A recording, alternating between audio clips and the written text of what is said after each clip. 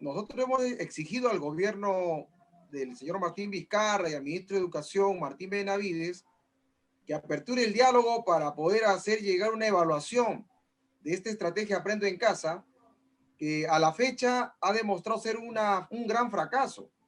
Y porque no lo dicen los maestros, sino los especialistas en educación, una vez que inició en el mes de marzo y abril, los especialistas manifestaban que hay 8 millones de estudiantes y solamente se está llegando a coberturar el 30% por falta de conectividad, falta de herramientas, y que hasta la fecha el Ministerio de Educación no ha hecho absolutamente nada para poder atender a esos estudiantes que se están perjudicando actualmente.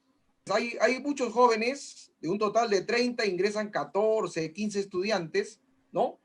Y de muchas instituciones educativas, por falta de la herramienta tecnológica del celular, porque a veces en la familia tienen un celular para 5 o 4 hermanos, el celular se lo lleva el papá también a trabajar y no tienen cómo el estudiante conectarse, ¿no? Por un lado.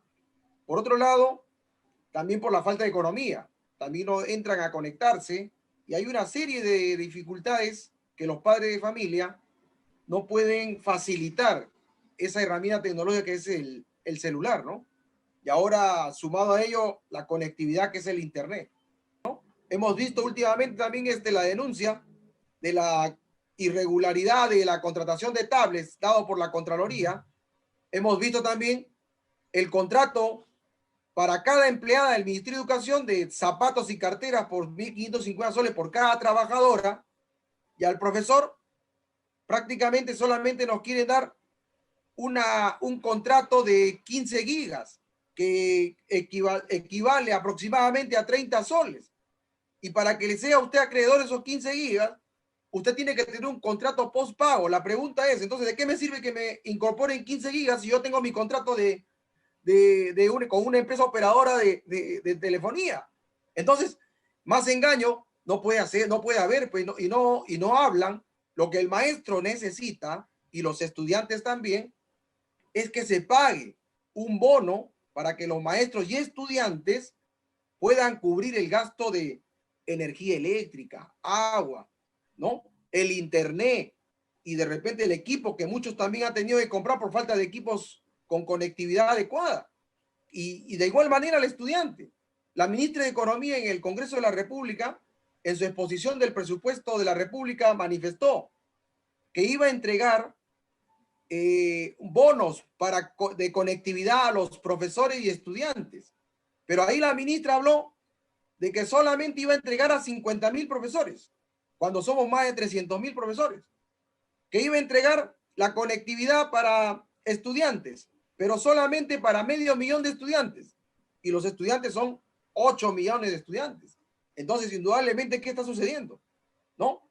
Y en la relación de distribución de tablet, ¿no? Vimos en la relación que salió inicialmente por el ministerio a nivel nacional que se iba a entregar las más de 800.000 tablets, y era increíble que Lima, siendo la capital, el lugar que hay más problemas y el que tiene más asentamientos humanos en los conos, en todo Lima metropolitana, solamente se haya asignado 75 tablets.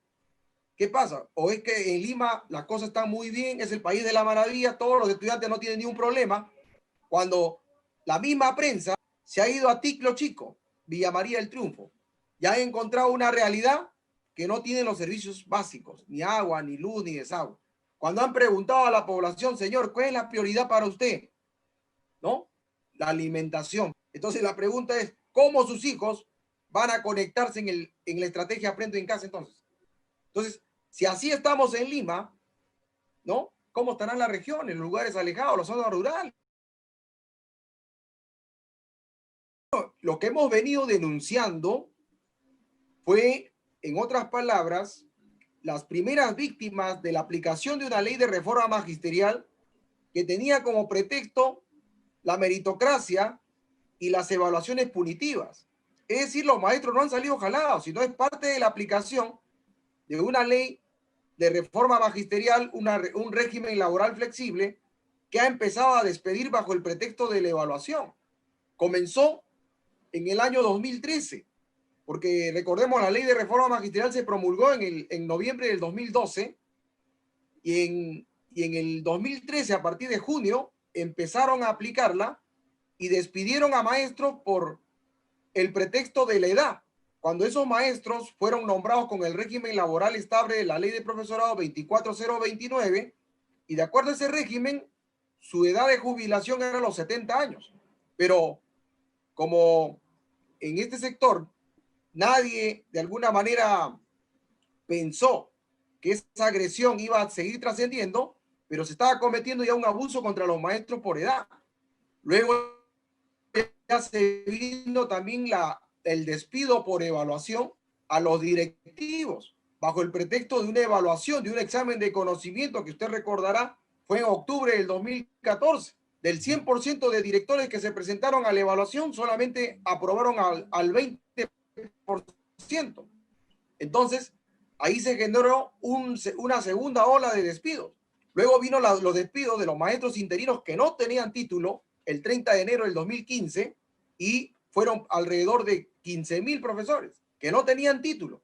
Luego de ahí, el 30 de marzo del 2015, despidieron del 100% de maestros interinos con título, bajo el pretexto de la evaluación, despidieron al 95% de maestros.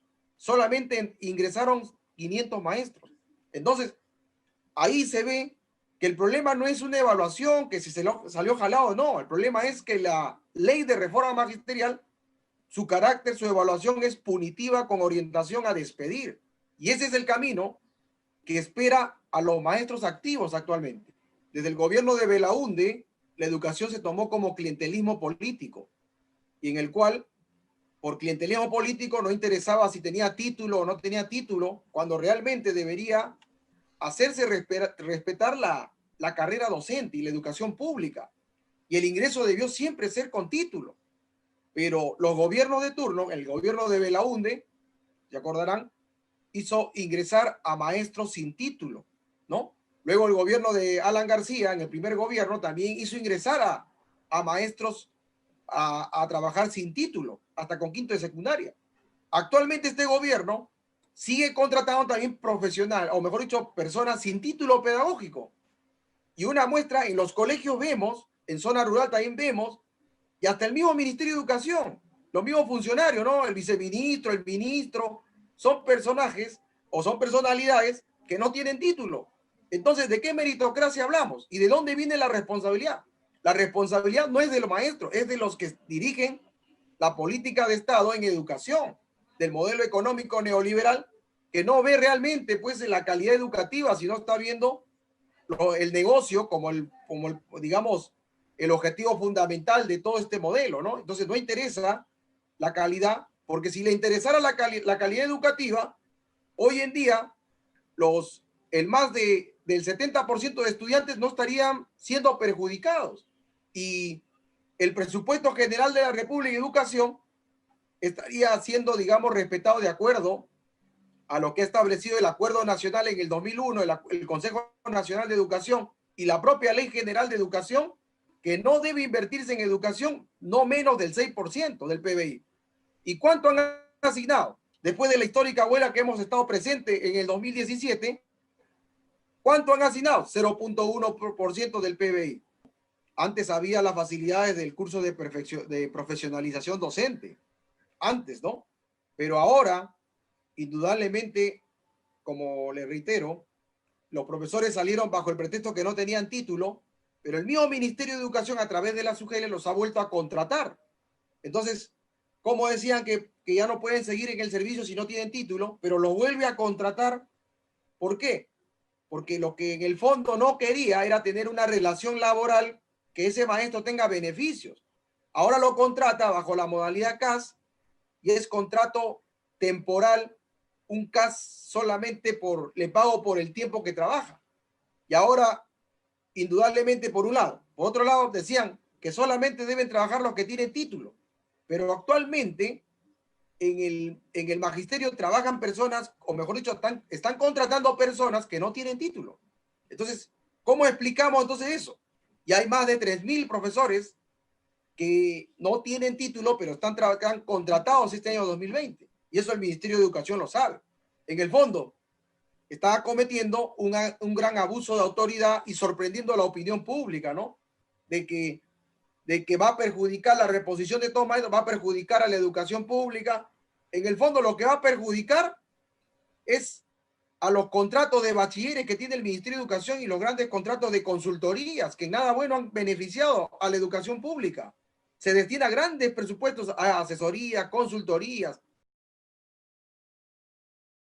El señor Alberto Fujimori, desde el año 93, o de la década del 90, promulgó la Constitución del 93, que era el marco legal para el modelo económico neoliberal en todos los sectores. Y en educación promulgó el decreto ley 882, que era el marco legal de la inversión privada para persona natural o jurídica puedan, digamos, o puedan gestionar la educación privada en el Perú. Y paralelamente a ello, también promulgó un decreto supremo 059 del año 96 de la PCM, que era el texto único ordenado con rango de ley que entregaba en concesión la infraestructura y los servicios públicos. El artículo 3 le otorga derechos a los concesionarios a la reparación, mantenimiento, conservación y a la explotación. Ha seguido todo un proceso de precarización para justificar todo este plan neoliberal de privatizar y han intentado hacerlo pues a través de la municipalización, luego la regionalización, que no han tenido éxito porque lo que descentralizan es la gestión, más no la economía, la inversión.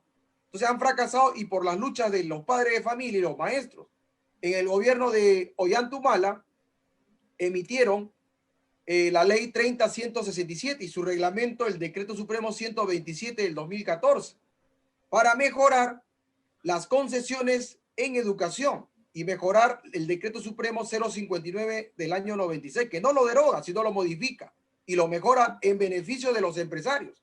Entonces, ha seguido ese proceso que hasta el exministro Jaime Saavedra lo anunció en CADE del año 2014, el plan que tenía de empaquetar 50.000 instituciones educativas al sector privado, ¿no? En la modalidad de concesión con las asociaciones públicas privadas por 20, 30 años.